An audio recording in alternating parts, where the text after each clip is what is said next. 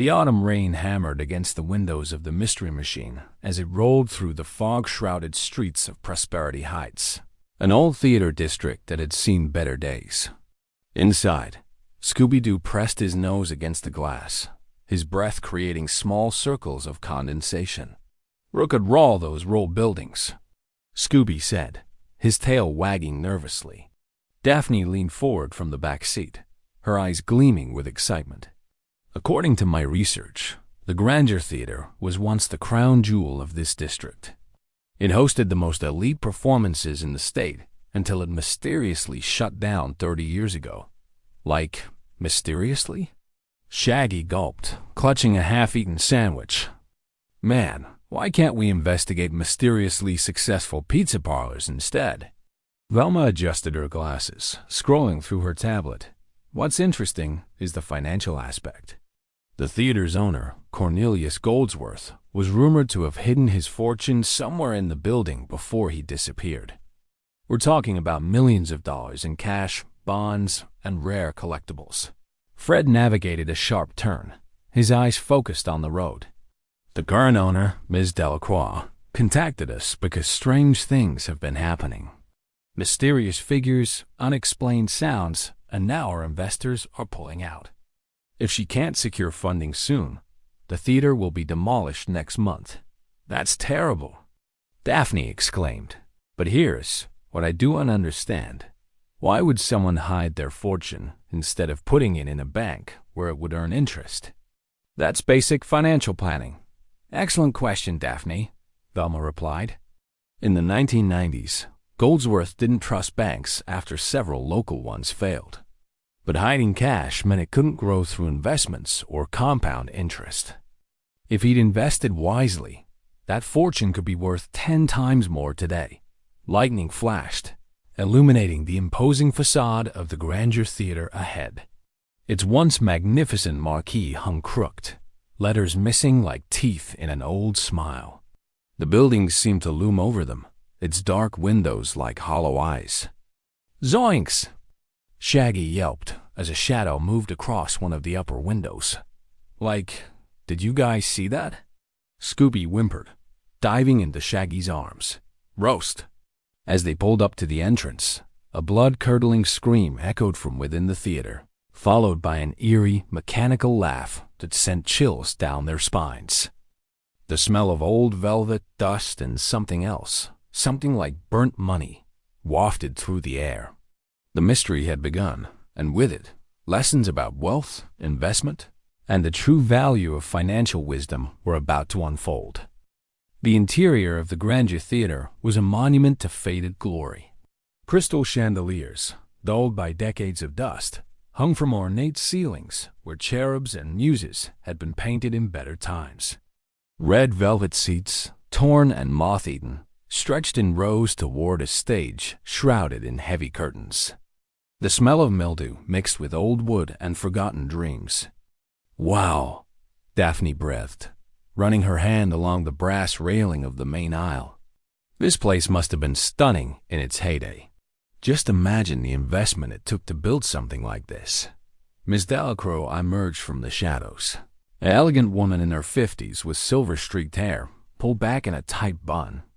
Her designer suit seemed out of place amid the decay, but her eyes held a determination that couldn't be dimmed. "Thank you for coming," she said, her voice echoing through the vast space. "I'm at my wit's end. The Phantom, or whatever it is, has scared away my contractors, my investors, and even the historical society that was going to help with restoration." Fred stepped forward, notebook in hand. "Can you tell us exactly what's been happening?" "It started 3 weeks ago when we began preliminary renovations," Ms. Delacroix explained, leading them toward the stage. "Workers heard strange sounds, footsteps, whispers, and that horrible laugh. Then they started seeing him, a figure in an old-fashioned tuxedo with a grotesque mask, like tragedy and comedy combined into something nightmarish." "Rosk?" Scooby whimpered, clutching Shaggy's leg. "Like, why is it always masks?" Shaggy moaned. "Can't we investigate a mystery involving a friendly clown at a birthday party?"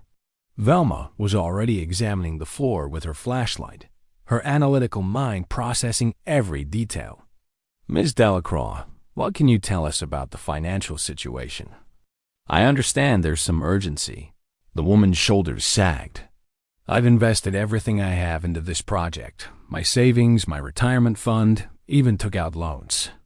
The plan was to restore the theater and turn it into a performing arts center, generating steady revenue from ticket sales, rentals, and events. But without investors, I can't finish the renovation. In 30 days, the bank forecloses and the building gets demolished for a parking lot. That's a huge financial risk," Daphne observed thoughtfully. "Like putting all your eggs in one basket." "I know," Miss Delacroix admitted, "but I believed in this project. Sometimes you have to invest in your dreams. I just wish I'd kept more of an emergency fund." Velma nodded sagely. Diversification and emergency savings, two crucial principles of financial planning. Never invest more than you can afford to lose, especially in a single venture. As they talked, Shaggy had wandered toward a concession stand, his stomach overruling his common sense. "Like, man, look at these old prices. A hot dog for 25 cents. A soda for a dime. That's inflation for you, Shaggy," Velma called out. "What cost a quarter in the 1990s would cost about 60 cents today. Money loses value over time, which is why keeping it hidden instead of invested was such a poor financial decision by Goldsworth." Suddenly, a loud crash echoed from backstage, followed by that mechanical, bone-chilling laugh. The curtains billowed, though there was no breeze, and a shadowy figure darted across the stage. "There!" Fred shouted, pointing. "Let's go!" But as they rushed toward the stage, the old floorboards beneath Shaggy and Scooby gave way with a splintering crack. They tumbled down into darkness, their screams fading into the depths below. "Scooby! Shaggy!" Daphne cried out, rushing to the edge of the hole. From below came Shaggy's trembling voice. "Like, we're okay. But, guys, you're not going to believe what we just found down here. ... double quotes, Chapter 2. The Vault Beneath." Velma's flashlight beam cut through the darkness as the gang descended a rickety ladder into the basement. The air grew cooler and damper with each rung, carrying the scent of old paper and metal. When they reached the bottom, their lights revealed an unexpected sight. Shaggy and Scooby stood before a massive steel door built into the wall, its surface covered in intricate combination locks and mechanisms. "Zoinks! Look at this thing!" Shaggy exclaimed, his fear momentarily forgotten in the face of curiosity. "It's like something from a spy movie." Velma approached the vault door, running her fingers over the mechanisms. "Fascinating. This is a vintage Goldsworth-era vault, probably installed when the theater was built. This must be where he kept the box office receipts, and possibly his hidden fortune. But why would he need such security for a theater?" Daphne wondered aloud, examining the area around the vault. The walls were lined with old filing cabinets, and shelves held dusty ledgers and papers. Fred began photographing everything with his phone. Maybe he was protecting more than just nightly earnings. Miss Delacroix mentioned he didn't trust banks. "Exactly," Velma said, pulling out one of the ledgers and blowing dust off its cover. "Look at this meticulous financial records dating back to 1985. Goldsworth tracked every penny. Ticket sales, concession revenue, performer payments, maintenance costs. He was incredibly organized." Daphne peered over Velma's shoulder, her eyes widening as she scanned the numbers. These revenues were enormous. The theater was pulling in tens of thousands of dollars per show. If he saved even a portion of this and invested it properly, compound interest alone would have made him extraordinarily wealthy. "Compound interest?" Shaggy asked, temporarily distracted from his fear. "Like, is that when your interest earns interest?" "Exactly." Velma beamed, always happy to teach. "Let's say Goldsworth saved $100,000 in 1990. if he deinvested it with a conservative 7% annual return. By 2025, it would have grown to over $760,000 without adding a single additional dollar. That is the power of letting your money work for you instead of hiding it in a vault. Scooby scratched his head with his paw. Why would he write it? Fear, Scooby, Velma replied. Fear of losing money can sometimes lead to worse financial decisions than the risks themselves. Goldsworth was so afraid of bank failures that he opted for what he thought was the safest choice. But he actually chose one of the riskiest, keeping cash where it couldn't grow and could be stolen or destroyed. Crash! The sound of breaking glass echoed from above, followed by running footsteps. The mechanical laugh bounced off the walls, seeming to come from everywhere and nowhere at once. Like, that's our cue to leave, Shaggy yelped, making for the ladder. But Daphne held up her hand. Wait! Look at this. She'd been examining the filing cabinets and pulled out a faded photograph. It showed Cornelius Goldsworth, a distinguished man with a thick mustache, standing with 4 other people in front of the theater. On the back, in faded ink, were names. The original 5 partners in Prosperity. Partners? Fred said, taking the photo. Ms. Delacroix never mentioned partners. Velma was already flipping through more documents. These ledgers show something interesting. In 1994, there was a massive financial dispute. Large sums of money were being withdrawn, then deposited, then withdrawn again. And look, here's a legal document. Goldsworth was buying out his partners. Why would he do that? Daphne asked. Any number of reasons, Velma mused. Creative differences, financial disagreements, or maybe he suspected one of them of embezzlement. But buying out business partners requires significant capital. Perhaps that's why he needed access to so much cash. Another crash, closer this time. The Phantom's laugh seemed to grow louder, more aggressive. We need to get out of here and regroup, Fred decided. But first, let me check something. He examined the vault door more closely. These locks are damaged, scratched, and dented. Someone's been trying to break in recently. The Phantom? Daphne suggested. Or someone pretending to be a phantom, Velma said with a knowing look. Someone who knows about the fortune and wants it for themselves. As they climbed back up to the main floor, Scooby's keen nose picked up a scent. Riroshin, he announced, sniffing the air. Kerosene? Fred stopped, his expression grave. That's an accelerant. Someone could be planning. Fire! Shaggy shrieked, pointing toward the stage where orange flames were beginning to lick up the old curtains.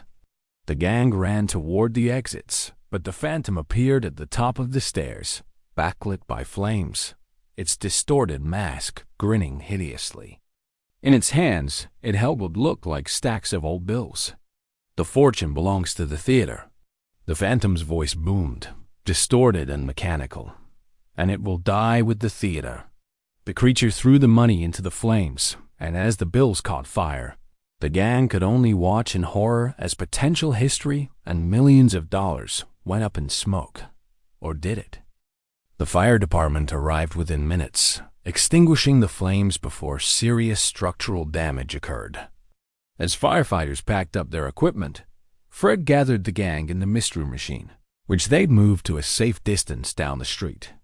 Through the windows, they could see the theater, its facade now streaked with smoke stains that gave it an even more foreboding appearance. Okay, gang, Fred said, spreading out the photo and documents they'd salvaged on the Vans table. Let's piece this together. We have a Phantom who's simultaneously trying to scare people away and trying to break into the vault. Why? Daphne tapped the photograph thoughtfully. And why burn money? That makes no sense financially. Even if you can't use old bills, they have collector's value. Unless, Velma interjected, pushing her glasses up, those weren't real bills. Did anyone notice they burned too quickly? Real currency, especially older bills with higher cotton content, doesn't ignite that easily. I think we were watching stage money props. Props? Scooby perked up. Exactly, Scooby. The Phantom wanted us to think the fortune was being destroyed, maybe to convince us to leave. But why? Shaggy, who'd been nervously eating a submarine sandwich, suddenly stopped mid-bite. Like, maybe because the real fortune is still down there and someone wants to get to it first? That's actually brilliant, Shaggy, Velma said, making Shaggy beam with pride. And I think I know who. Look at this partnership document more carefully. The 5 original partners were Cornelius Goldsworth, Margaret Chen, Robert Delacroix, Susan Price, and Thomas Bishop. Daphne's eyes widened. Delacroix? As in Miss Delacroix who hired us? Could be a relative, Fred noted. But which one? And why not mention it? Velma opened her laptop, her fingers flying across the keyboard. Let me check property records and inheritance documents. Meanwhile, Fred, we need to investigate those other partners. Where are they now? As Velma worked, the gang discussed the economic angle. Daphne, who'd been particularly interested in the financial aspects, brought up an important point. Let's think about motivation, she said. If the fortune is, say, $5 million in cash and collectibles from 1995, we need to consider what that's really worth today. Inflation means $5 million then is like having about $9 million in today's purchasing power. That's enough to motivate serious crime. But like, if someone just wanted the money, Shaggy pointed out, why not sneak in at night, grab it, and leave? Why all the phantom stuff? Because they need time, Fred realized. That vault isn't easy to crack. They need to scare everyone away so they can work on it without interruption. Every day the theater remains empty is another day they have to break in. Right who? Scooby asked, tilting his head. Velma looked up from her screen, her expression grim. I found something interesting. Margaret Chun passed away 5 years ago. Thomas Bishop is in a nursing home in Florida. Susan Price moved to Europe in the late 90s. But Robert Delacroix, let me guess, Daphne interrupted. He's related to Miss Delacroix? Her father-in-law, Velma confirmed. He died in 2010, but here's what's fascinating. He left everything to his son, Marcus Delacroix, who is currently, she scrolled down, listed as Miss Delacroix's estranged husband and a contractor specializing in historical buildings. Fred stood up. We need to find out more about this Marcus. And we need to get back into that theater tonight to examine that vault more carefully. Like tonight? Shaggy squeaked. With the Phantom still there. Rith the Rantom, Scooby echoed, shaking. Daphne smiled reassuringly. Don't worry. This time we'll have a plan. But first, let's learn something important about what we're protecting. Velma nodded, launching into teaching mode. The lesson here is about shared resources and partnership economics. When Goldsworth and his partners started the theater, they pooled their resources, a basic form of investment diversification. Each person contributed money, skills, or connections, sharing both the risks and rewards. That's actually really smart, Shaggy said. Like, if one person can't afford a pizza, but 5 people chip in, everyone gets pizza. Exactly, Velma laughed. But partnerships can fail when there's disagreement about money management, profit distribution, or direction of the business. Those financial disputes in the ledgers suggest the partners disagreed about something major, maybe how to invest profits or whether to expand. So Goldsworth bought them out to avoid conflict, Daphne concluded. But that meant taking on all the risk himself. If the theater failed, he'd lose everything. That's the opposite of diversification, and probably why he became paranoid about protecting his assets, Fred added. When you put all your eggs in one basket, you guard that basket with everything you've got. Their discussion was interrupted by a text message on Fred's phone. He frowned as he read it. It's from Ms. Delacroix. She says she found something in Goldsworth's old office journal. She wants us to come back right away. Alone? Velma asked suspiciously. After someone just tried to burn the place down? Like, this is how every horror movie starts, Shaggy moaned. But Daphne was already gathering her things. We can't ignore this. If there's a journal, it might explain where the fortune really is and who has the strongest claim to it legally. Speaking of legal claims, Velma said, that's another important lesson. Just because money is hidden somewhere doesn't mean finders keepers. The fortune would legally belong to Goldsworth's estate, which means his heirs or, if there are none, possibly the original partners' families. Anyone taking it would be committing theft. As they drove back to the theater under the cover of darkness, Scooby and Shaggy huddled together in the back, sharing a pizza for comfort. The theater loomed ahead, its darkened windows and smoke-stained facade making it look more like a haunted mansion than a place of entertainment. Okay, gang, Fred said as they parked. Let's split up. Velma and I will meet with Ms. Delacroix and examine this journal. Daphne, Shaggy, Scooby, you three search the backstage area for more clues about the Phantom. Look for anything unusual, costumes, props, or equipment that doesn't belong. Why do we always have to split up? Shaggy whimpered. Because you two have the best instincts for finding trouble, Daphne said with a smile, which means you're actually excellent at finding clues. Come on, I'll be with you. As they entered the theater through the stage door, the building seemed even more ominous at night. Emergency lights cast long shadows, and every creak of the old floorboards sounded like approaching footsteps. In Goldsworth's old office, a room behind the stage filled with awards, old posters, and theatrical memorabilia, Miss Delacroix waited with a leather-bound journal.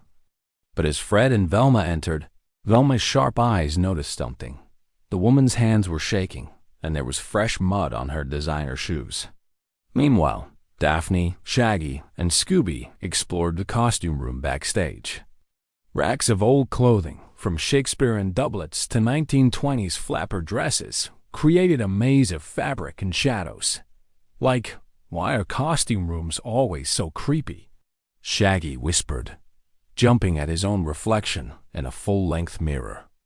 Daphne methodically checked each rack, looking for the Phantom's tuxedo and mask. Because they're full of disguises, Shaggy. And disguises mean deception. Scooby's nose was working overtime, sniffing around the room. Suddenly, he froze, his ears perking up. Rear, he whispered, pawing at a trunk in the corner. Inside the trunk, Daphne found something that made her blood run cold. Blueprints of the theater, with the vault's location marked in red. Next to it were modern lock-picking tools, a smoke machine, and a sound system capable of producing the Phantom's mechanical laugh. But most damning of all was a folder labeled Dalek-Goldsworth Partnership Dissolution Contested. This Phantom is real, Daphne breathed, but it's not a ghost. It's someone with a claim or a perceived claim to Goldsworth's fortune, and they're willing to destroy the theater to get it. Before she could investigate further, the lights went out completely. The mechanical laugh filled the darkness, and they heard running footsteps coming straight toward them. The Phantom had found them. Run! Daphne shouted, grabbing the folder and bolting from the costume room, with Shaggy and Scooby scrambling behind her. The Phantom's laugh echoed through the corridors, seeming to chase them through the darkness. They burst into the main theater just as Fred's voice crackled over Daphne's walkie-talkie.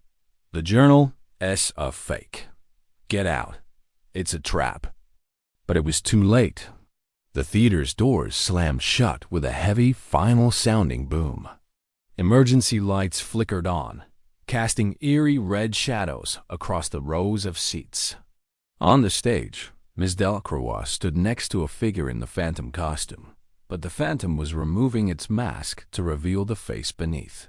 Marcus Delacroix, Velma announced, emerging from the wings with Fred. She'd put the pieces together. Miss Delacroix's estranged husband and son of Robert Delacroix, one of Goldsworth's original partners. The man tall, with graying hair and the calloused hands of someone who worked with his hands, smiled without humor. Very clever, but you're too late. While you've been playing detective, I've had people working on that vault. By now, they've opened it, and Goldsworth's fortune is being loaded into trucks as we speak." Ms. Delacroix looked genuinely shocked. "Marcus, what are you doing?" I didn't hire these kids to help you rob." "Shut up, Helen," Marcus snapped. "You were always too weak to see the bigger picture. My father was cheated out of his share of this theater. Goldsworth bought him out for pennies on the dollar, then got rich while Dad died broke. That fortune belongs to my family. But that's not how economics works," Daphne said boldly, stepping forward despite Shaggy trying to pull her back. "Your father accepted a buyout. That means he agreed to a price in exchange for giving up his share. Whether Goldsworth succeeded or failed afterward, it was no longer your father's concern. That's the nature of selling an asset. Besides," Velma added, "your claim has no legal standing. Whatever happened between your father and Goldsworth was resolved 3 decades ago. Taking that money now is just theft." Marcus laughed coldly. "Good luck proving it. By the time anyone realizes the vault is empty, I'll be in a country without extradition treaties. And this theater will burn to the ground, destroying any evidence." "Like, you'd burn down this whole building?" Shaggy gasped. "That's like totally uncool. And also illegal." Fred stepped forward, his voice calm but firm. "Marcus, think about what you're doing. You're about to commit arson, theft, and potentially murder if we can't get out. Is any amount of money worth that? $5 million in cash, bonds, and rare coins?" Marcus replied, Yes, it is," but Fred was smiling. "That's where you're wrong. While you were monologuing, we already called the police. They're blocking the exits from your trucks right now. And as for burning this place down," he pressed a button on his phone, "I just activated the theater's new fire suppression system that Miss Delacroix had installed last week. Water suddenly erupted from ceiling sprinklers throughout the theater." Marcus cursed, realizing his escape plan was falling apart. "Now!" Fred shouted. What happened next was pure Mystery Inc. Chaos, carefully orchestrated chaos. Daphne had been preparing while Marcus was distracted. She released a rope she'd tied to the rafters, and a heavy sandbag swung across the stage like a pendulum, forcing Marcus to dive out of the way. Velma, who'd been sneaking around to the light booth, hit switches that made spotlights spin wildly, disorienting everyone on stage. Fred pulled a lever that activated one of the theater's old trapdoors, and Marcus fell through not far, just into a padded pit below stage level, designed for dramatic actor entrances. Meanwhile, Shaggy and Scooby, who'd been given one simple job to block the stage door to prevent escape, accomplished it in the most Shaggy and Scooby way possible. Shaggy accidentally triggered a rack of props that fell like dominoes, and Scooby, running from what he thought was a ghost, actually just his reflection, crashed into a rolling piano that wedged itself perfectly across the door. "Rory!" Scooby called out sheepishly. "No, Scooby, that was perfect." Fred laughed. Ms. Delacroix, freed from her estranged husband's threats, ran to help secure him. "I'm so sorry. I had no idea he was planning this. When he called and said he wanted to reconcile, I thought..." She stopped, tears in her eyes. "It's okay," Daphne said gently, putting a hand on the woman's shoulder. "You were hopeful. Hope isn't a bad thing, but it's a good lesson in financial relationships. Never mix personal feelings with business decisions. If someone has a history of financial irresponsibility or dishonesty, giving them access to your resources, even out of love, is risky." Police sirens wailed outside. Through the windows, they could see officers apprehending the men Marcus had hired to transport the stolen fortune. As Marcus was pulled from the trapdoor, Velma couldn't resist a teaching moment. "You know, Marcus, your biggest mistake wasn't just a crime. It was your understanding of value. You were so focused on the cash that you didn't consider the theater itself. What are you babbling about?" Marcus growled as officers handcuffed him. The theater, properly restored, would generate much more revenue over time than the hidden fortune. Velma explained. Let's do the math. Goldsworth's fortune is worth about $5 million today. Sounds like a lot, right? But a functioning performing arts center in this location could generate $500,000 annually in ticket sales, rentals, and concessions. Over 20 years, that's $10 million more than double the fortune. And that's not even counting property appreciation.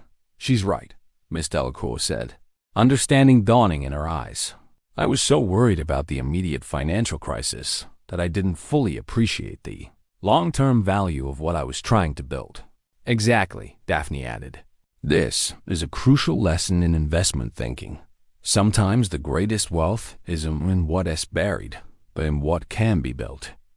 A performing arts center provides jobs, enriches the community, and generates sustainable income. That's worth more than any hidden treasure. Fred nodded. And if you'd just been patient, worked with legitimate investors, maybe scaled back the initial renovation plans to match your budget, I would have avoided this whole disaster, Ms. Delacroix finished. Financial planning isn't just about having money. It's about managing expectations, timing, and not over-leveraging yourself. As Marcus was led away, still protesting, Shaggy raised his hand like a student in class. So, what happens to the fortune now? Good question, Velma said. Legally, it belongs to Goldsworth's estate. Since he had no heirs, it will likely be claimed by the state. But Miss Delacroix can petition the court. Since the fortune was hidden in her building and given her restoration plans, she might be able to argue for ownership, or at least a significant portion.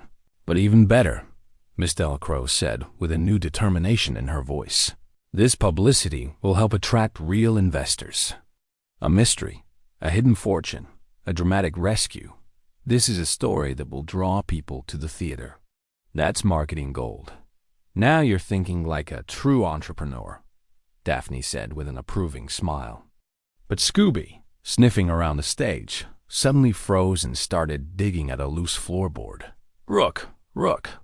Beneath the board was a small metal box, and inside it, a letter in Cornelius Goldsworth's handwriting. Velma read it aloud. To whoever finds this, if you're reading this, I've either passed away or the theater is facing troubles. My fortune was never the point.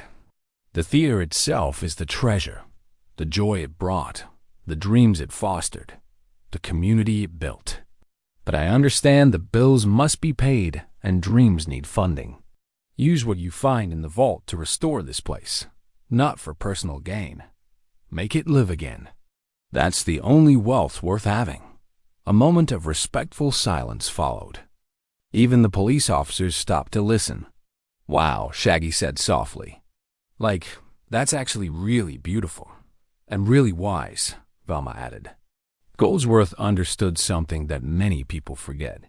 Money is a tool, not a goal. Its value comes from what you do with it. But their moment of reflection was interrupted by a new sound, not the phantom's mechanical laugh, but real laughter, coming from deeper in the theater. And footsteps. Running footsteps. Please tell me that's not another phantom. Shaggy groaned. The gang exchanged glances. The mystery wasn't quite over yet. There's someone else here, Fred said, his voice low and urgent. Everyone stay alert. The laughter genuine, almost giddy echoed from the direction of the basement where the vault was located.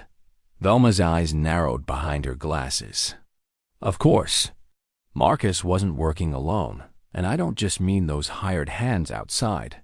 Daphne was already moving toward the basement entrance, her determination overriding any fear. Let's finish this. As they descended the ladder once more, now with police officers following, they found the massive vault door standing open. Inside was a stunning sight. Walls lined with safety deposit boxes, several large chests, and shelves containing what appeared to be rare coins, bonds, and carefully preserved cash from different eras. But more stunning was the person standing among the treasure, filling a bag with bonds. Susan Price, one of the original partners, who was supposed to be in Europe. Susan Price? Velma called out. We thought you were overseas. The woman, elegant, in her 70s, but clearly spry, spun around, startled. For a moment, she looked like she might run, but then her shoulders slumped. I suppose I should have known the famous Mystery Inc. would figure it out. Though I'd hoped to be gone before you got this deep. You were the Phantom too? Fred asked, confused. No. Susan laughed bitterly. That was all Marcus, the fool. I was working quietly, carefully. I've been coming here for weeks, slowly working on this vault during the night. I almost had it open when Marcus started his ridiculous scare tactics. Nearly ruined everything. Miss Delacroix, who'd followed them down, gasped. You knew each other? Old family friend, Susan said. Robert Marcus's father contacted me before he died, told me about Cornelius's hidden fortune. We'd always wondered what happened to it. When Marcus inherited his father's papers, he found hints about the vault. He contacted me, but you decided to work independently, Velma concluded. Let Marcus take all the risk while you slipped in and out unnoticed. Precisely. Susan smiled without humor. I'm old, dear, not stupid. Why face arson and assault charges when I could just claim I was here investigating my former investment? Shaggy scratched his head. But like, you were a partner. Don't you have some claim to the money anyway? An excellent question, Velma said. Susan, you sold your share to Goldsworth in 1994. I saw the records. You accepted a buyout. Susan's face darkened. A buyout that Cornelius pressured me into accepting. He knew I needed money fast. My mother was ill, needed expensive care. That's awful, Daphne said sympathetically. But it's still not legal justification for theft. If Goldsworth took advantage of your desperation, that's unethical. But you still entered into a contract. Ethics? Susan's voice rose. Let me tell you about ethics. Cornelius Goldsworth was a financial bully. He underpaid performers, overcharged patrons, and systematically pushed out anyone who challenged him. He built this fortune, she gestured at the vault as contents, on the backs of people he exploited. Rexploited? Scooby asked, tilting his head. Velma sighed. Exploitation means taking unfair advantage of people, Scooby. And if what Susan says is true, Goldsworth wasn't the wise businessman his letter suggested. He was a predatory one. But does that make stealing from him right? Daphne challenged. But does that make stealing from him right? Daphne challenged. Two wrongs don't make a right, especially financially. If Goldsworth cheated you, there were legal avenues, lawsuits, mediation, regulatory complaints. Susan laughed harshly. Easy to say when you're young and idealistic. Do you know how expensive lawyers are? How long court cases take? I made a choice 30 years ago based on my circumstances. Now I'm making another choice. But here's what you're missing, Velma said, stepping closer. The lesson in all of this isn't about who deserves what. It's about the cycle of poor financial decisions. Goldsworth made bad choices, hoarding money, exploiting partners, refusing to trust financial institutions. Those choices led to paranoia, broken relationships, and ultimately, his fortune being hidden away where it couldn't do anyone any good, including him. Marcus made bad choices too, Fred added.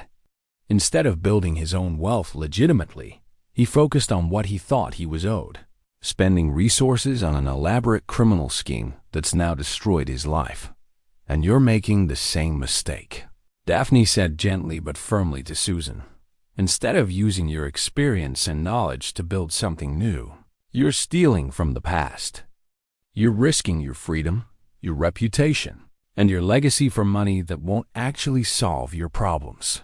Susan's hands trembled slightly as she held the bag of bonds. You don't understand. I'm 73 years old. I have medical bills, debt from bad investments I made, trying to recover what I lost. This money could secure my retirement, maybe leave something for my grandchildren. Bad investments? Velma picked up on the detail. What kind of investments? Susan sighed, and for the first time, she looked her age-tired, defeated. After I sold my share, I tried to make the money grow quickly. I invested in speculative stocks, a restaurant that failed, a real estate scheme that turned out to be a scam. Within 5 years, I'd lost everything. I've been struggling ever since. That's a crucial lesson right there, Velma said, her voice softer now. When people come into sudden money, whether through a buyout, inheritance, or even lottery winnings, the temptation is to make it grow fast. But fast growth usually means high risk. The investors who build lasting wealth do it slowly, through diversified, boring investments like index funds, bonds, and real estate in stable markets. Shaggy raised his hand. Like, what's an index fund? It's a type of investment that spreads your money across hundreds of different companies, Velma explained. Instead of betting everything on one company's success, you're betting on the overall growth of the economy. It's safer, steadier, and historically, it grows about 7 to 10% per year on average.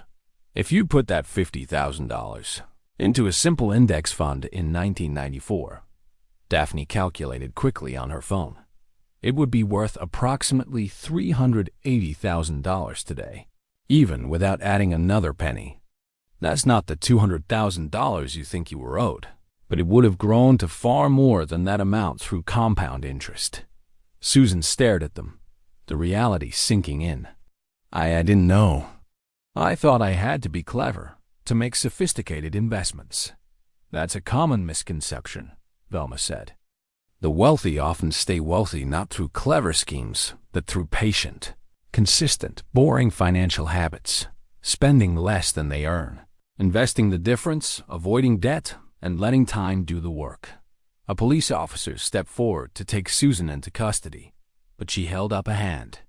Wait, please, let me say something first. She looked at Ms. Delacroix. Helen, I'm sorry. You're trying to do something good with this theater, and I nearly ruined it. The truth is, I've spent 30 years bitter about the past, and it's poisoned everything I've touched. That's the real theft, not what Cornelius took from me, but what I took from myself by refusing to move forward. Miss Delacroix's eyes were wet with tears. Thank you for saying that. As officers led Susan away gently, her age and confession earning her some dignity, the gang stood in the vault, surrounded by the fortune that had caused so much trouble. So what happens now? Shaggy asked. Like, does Miss Delacroix get the money? That's up to the courts, Fred said. But given Goldsworth's letter and Miss Delacroix's restoration plans, she has a strong case. Suddenly, Scooby started barking excitedly, pawing at one of the chests. When they opened it, they found not money, but documents, deeds, stock certificates, and bonds that were still active. Velma rifled through them, her eyes widening. These aren't just old stocks. Many of these companies still exist. Some have split multiple times. If these are authentic, double quotes, she calculated quickly. This could be worth substantially more than $5 million, maybe 15 to 20 million. $20 million? Scooby's eyes bulged. But there was more. At the bottom of the chest was a final letter from Goldsworth, dated just before his disappearance. I've made many mistakes. I pushed away partners who trusted me. I chose fear over faith, control over collaboration. This fortune represents every wrong choice I made. But maybe it can fund right choices for someone else. To whoever finds this, invest in people, not just profits. Build community, not just wealth. That's the secret I learned too late. Daphne wiped her eyes. He figured it out in the end. The ultimate financial lesson, Velma said. Wealth without purpose, without positive impact, is just numbers in a vault. Real prosperity comes from what you build, what you share, and what you leave behind. Miss Delacroix looked around the vault, then at the gang, her expression determined. If the courts award this to me, I know what I'll do. Part will restore the theater, of course. But I'll also set up a fund scholarships for performing arts students, financial literacy programs for the community, support for local artists. Goldsworth wanted the theater to be a treasure. I'll make sure his fortune creates lasting value. Now that's a good investment, Fred said with an approving nod. They began ascending from the vault, but as they reached the main floor, they heard footsteps again, this time rapid and panicked. "Oh no," Shaggy groaned. "Like, what now? Is there a third phantom?" A figure burst through the stage door, breathing hard. It was a young woman in her 20s, with wild hair and paint-stained clothes. She skidded to a stop when she saw the group and the police officers. "Is it true?" she gasped. "Is the theater saved? Because if it's not, I just quit my job and maxed out my credit card for nothing." "Who are you?" Miss Delacroix asked, confused. "Sorry, I'm Amy Chun, Margaret Chun's granddaughter. I just found out about the theater situation from the news. My grandmother always said this place was special. I'm a set designer, and I thought—" She stopped, suddenly embarrassed. "This sounds crazy. I thought I could help with the restoration. I have ideas, a portfolio, and a lot of enthusiasm." Velma's eyes lit up with recognition. "Chun." Margaret Chun was one of the original partners. She was. And unlike the others, she always spoke fondly of this place and what it represented. When she died, she left me her journals about the theater, the shows, the dreams, the community it built. Amy pulled out her phone, showing designs and sketches. "I've been planning this for years, hoping someone would restore it.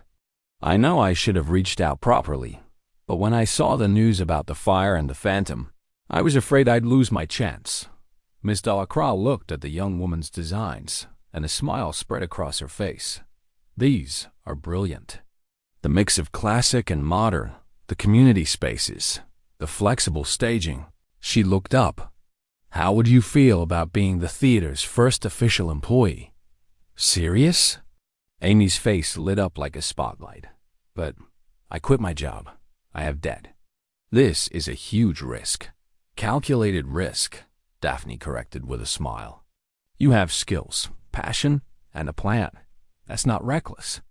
That's entrepreneurial. Just make sure you negotiate a fair salary and benefits, and create an emergency fund from your first paychecks," Velma added.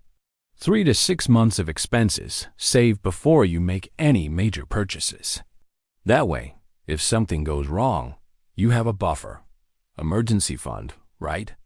Amy said, nodding eagerly and making notes on her phone. "What else? I'm terrible with money. Pay off high-interest debt first, especially that maxed credit card," Fred suggested. Credit card interest rates are brutal, often 15 to 20% or higher. That's wealth destruction, not wealth building. Start a retirement account, even if you can only contribute a little, Daphne added. Time is your greatest asset when you're young. Money invested in your 20s has decades to grow. And live below your means, Velma concluded. Just because you get a salary doesn't mean you have to spend it all. The gap between what you earn and what you spend is where wealth is built. Shaggy, who'd been listening intently, raised his hand. "Like, all this financial stuff makes sense, but isn't it also about balance? I mean, Scooby and I like to enjoy our sandwiches now, not just save all our Scooby snacks for later." "Exactly right, Shaggy." Velma beamed. "Financial wisdom isn't about never spending or never enjoying life. It's about conscious choices. Spend on what truly brings you joy and value. Save and invest for future security, and avoid waste on things that don't matter to you. That's the balance." "Rhea," Scooby agreed, nodding sagely. "Rollins." As dawn broke over the city, the gang stood with Miss Delacroix and Amy outside the theater, watching the sunrise paint the building's facade in golden light. Despite the smoke damage and wear, it suddenly looked hopeful again, like a phoenix about to rise. "You know," Miss Delacroix said softly, "this whole experience taught me something. I was so focused on the financial crisis, so stressed about money and timelines, that I forgot why I wanted to save this place. It's not about profit margins or property values. It's about creating something meaningful. But the profit margins matter too," Daphne said with a gentle smile. The most sustainable businesses are the ones that do good and make money. Purpose and profit aren't opposites. They're partners, like the original five were supposed to be. Speaking of partnerships, Fred said, you might want to structure this new venture carefully. Maybe a non-profit for the community programs, but a separate for-profit entity for the commercial events. That could maximize both impact and sustainability. And please, Velma added, hire a good accountant. Not an expensive one necessarily, but one who's ethical and experienced with performing arts venues. They'll save you more money than they cost. Amy was frantically taking notes. This is better than any business class I took in college. Real-world experience is the best teacher, Fred agreed. But take some classes too: accounting, business management, maybe even basic economics. Knowledge is an investment that pays dividends forever. As they prepared to leave, Scooby and Shaggy were investigating the theater's old concession stand one more time. Like, Scoob, check it out. The popcorn machine still works. Shaggy had somehow gotten it operational, and the smell of fresh popcorn filled the air. Popcorn! Scooby cheered, and they began filling bags with the salty, buttery treat. Some things never change, Daphne laughed. But as they munched away, Shaggy noticed something odd about the popcorn machine, a hidden compartment underneath. Inside was one more envelope, addressed simply, to the finder. Velma opened it carefully. Inside was a single stock certificate for a company called Grandeur Entertainment Holdings, dated 1995. Made out to bearer, meaning whoever held it owned it. And attached was a note. This company was my dream, to expand the theater into a chain of community performing arts centers. I never had the courage to pursue it. Maybe you will. The company exists only on paper, but the dream is real. Build it, and build it right. C.G. Ms. Delacroix stared at the certificate. He left a blueprint for exactly what I wanted to do. A network of theaters, all supporting each other, sharing resources, ... That's brilliant business structure, Velma said. Economies of scale, shared marketing, bulk purchasing power for supplies, but each location serving its own community. It could work. It could be huge, Amy added, her designer's mind already imagining the possibilities. But start small, Fred cautioned. Get this one theater successful first. Prove the concept. Then expand gradually. Sustainable growth is always better than explosive growth that can't be maintained. Miss Delacroix nodded, folding the certificate carefully, one step at a time. First, restore the grandeur. Then, we'll see what the future holds. As Mystery Inc. piled into their van, tired but satisfied, they waved goodbye to Miss Delacroix and Amy, who were already deep in conversation about restoration plans. Another mystery solved, Fred declared, starting the engine. And another lesson learned, Velma added. The real treasure is never the money itself. It's what you do with it. And friends, Shaggy added. And food. Speaking of which, like, where are we eating breakfast? Breakfast, Scooby echoed enthusiastically. Daphne smiled, looking back at the theater one last time as they drove away. You know what? I think this might be my favorite mystery yet. We didn't just catch criminals. We helped create something positive. That's the best kind of solving, Fred agreed. As the mystery machine disappeared down the street, the sun fully rose over the Grandeur Theater, illuminating its facade and casting away the shadows. Inside, the vault stood open, but no longer hidden. The fortune would fund dreams, not feed greed. And the theater, once a monument to one man's paranoia, would become a testament to community, collaboration, and the real meaning of wealth. And somewhere, perhaps, Cornelius Goldsworth's spirit could finally rest, knowing his mistakes had been transformed into opportunities, and his treasures would create not just profit, but purpose. The end. Or perhaps the beginning. 3 months later, Mystery Inc. received a special invitation hand-delivered by Amy Chun herself, who'd driven to their town specifically to give it to them. The Grandeur Theater's grand reopening. Daphne read excitedly, holding the elegant invitation card. Miss Delacroix wants us to be guests of honor. Roosts of Roner. Scooby barked happily, his tail wagging so hard his whole body shook. Like, does being a guest of honor come with free snacks? Shaggy asked hopefully. Amy laughed. All the concessions stand food you can eat, Shaggy. Ms. Delacroix insisted. She says you've earned lifetime free popcorn. Best mystery ever, Shaggy declared solemnly. On the night of the reopening, the gang arrived to find the theater transformed. The facade had been cleaned and restored, the marquee rebuilt and glowing with warm lights. A red carpet led to the entrance, and people from all over the community were streaming in families. Students, elderly couples, artists, business people, a true cross-section of the city. Inside was even more impressive. The crystal chandeliers had been restored to their original brilliance, the seats reupholstered in rich burgundy velvet, and the stage rebuilt with state-of-the-art lighting and sound systems that somehow didn't detract from the classical architecture. But what struck the gang most was the diversity of what was happening. In the main theater, a youth orchestra was preparing to perform. In smaller side rooms, there were art classes, a financial literacy workshop for teens, and a community meeting space where local entrepreneurs were networking. Miss Delacroix greeted them personally, looking radiant in an elegant gown. Welcome. I can't thank you enough. Without you, none of this would exist.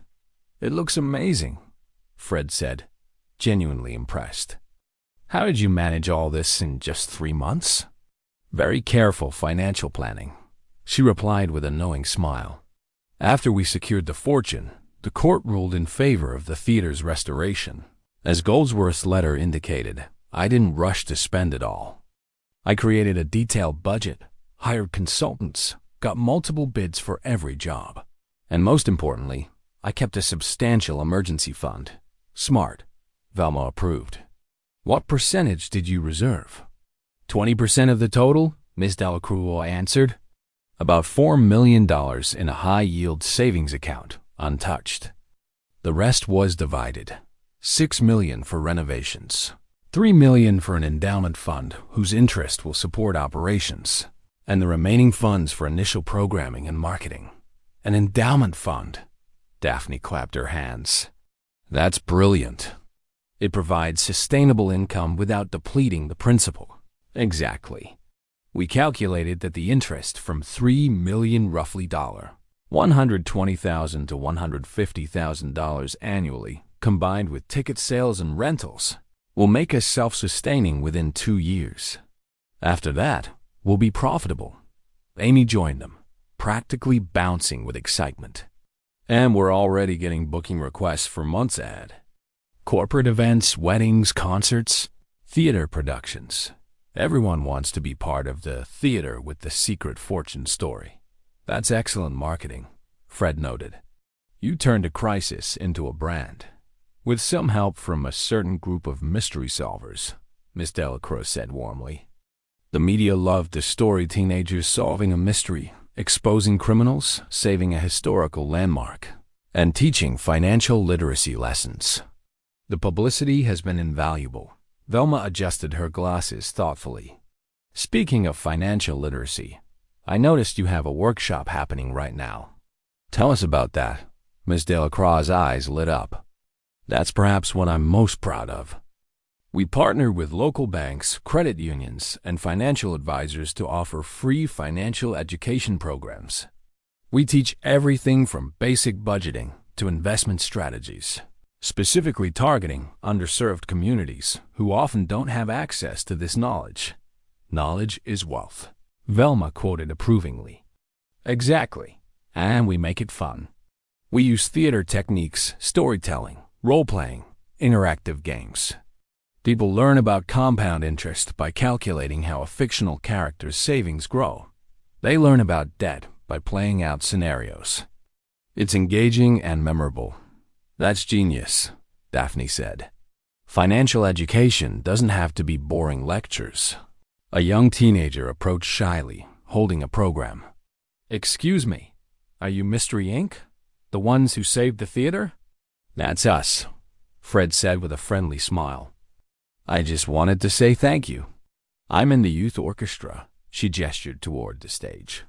"And without this place, we wouldn't have anywhere to practice or perform. My family can't afford private lessons, but the theater offers them for free through their scholarship fund. I'm learning violin, and someday I want to study music in college." "That's wonderful," Daphne said warmly, "and a perfect example of how investing in community creates value that can't be measured just in dollars." The girl smiled and hurried back to her orchestra, but her words had touched them all. "See?" Miss Delacroix said softly. "That's the real treasure Goldsworth left behind, the opportunity to change lives. His money is just a tool. The theater and its programs are the actual wealth." As they found their seats for the opening performance, Shaggy leaned over to Velma. "So, I've been thinking about all those money lessons. I actually started a savings account." "Shaggy, that's fantastic." Velma beamed. "How much are you saving?"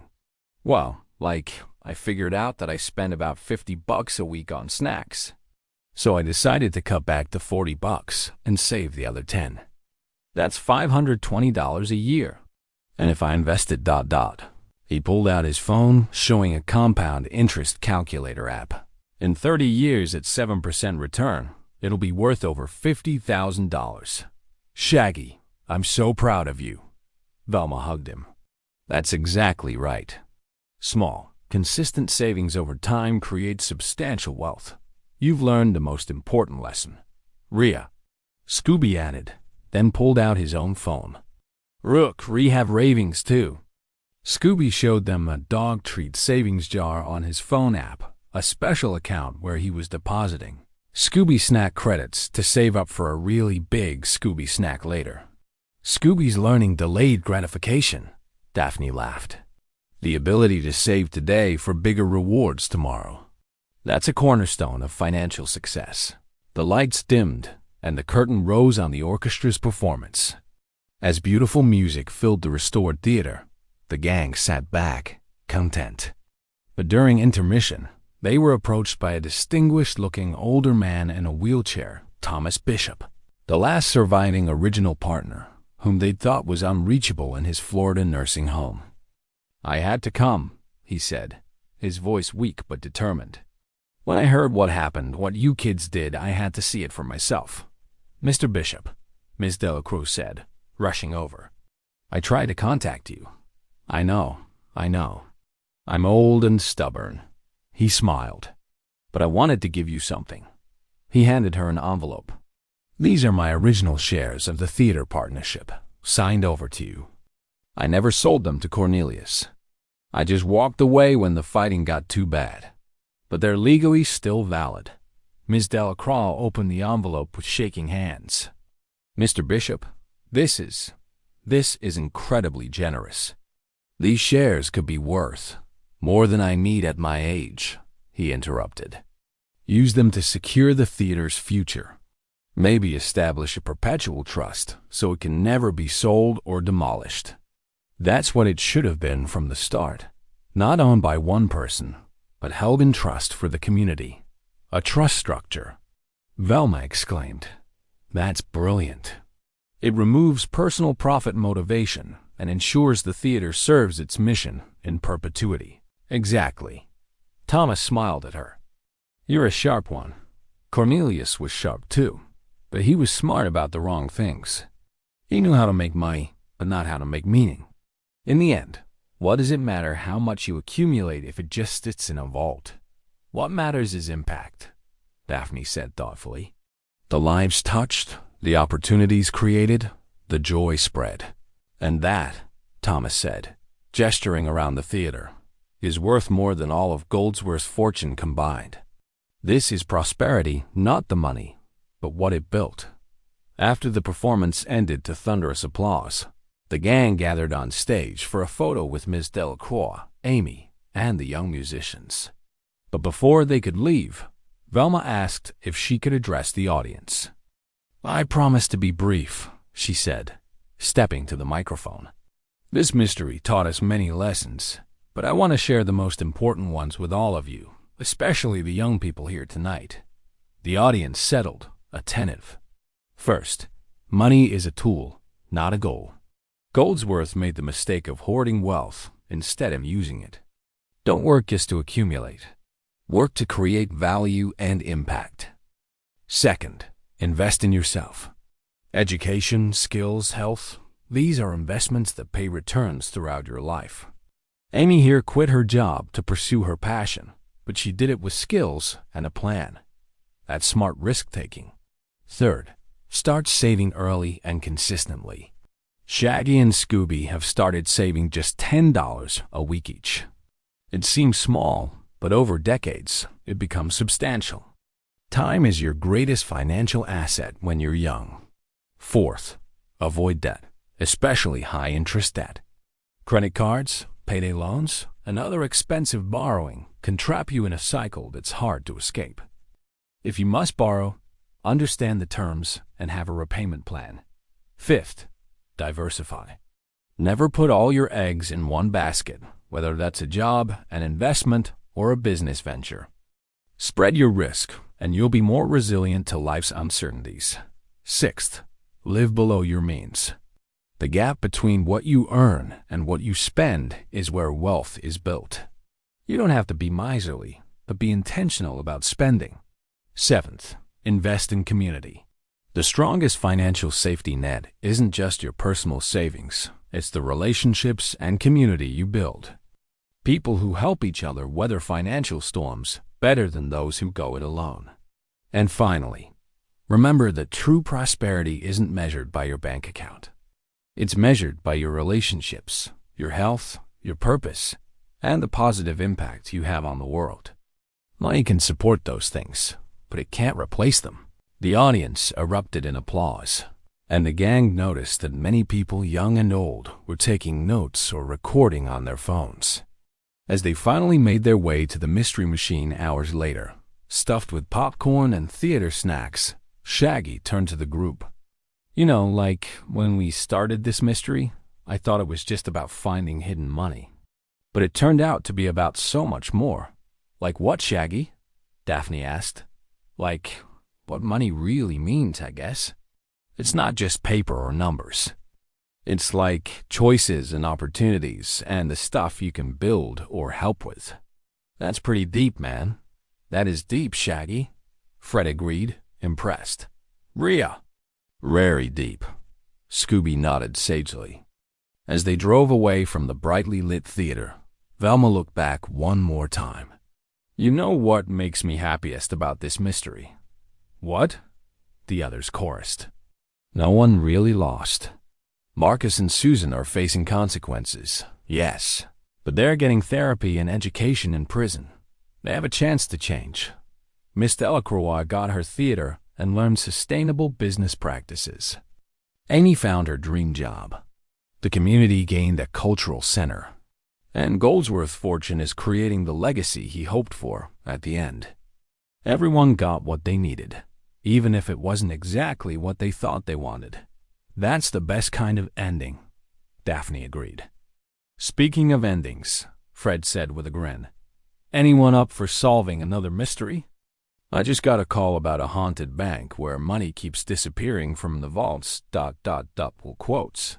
Bank? Shaggy yelped. Like, can it be a haunted pizza parlor or something?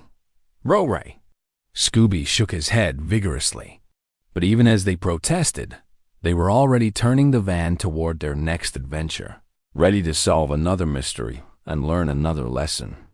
Because that's what they did, Mystery Inc. Teaching prosperity one mystery at a time.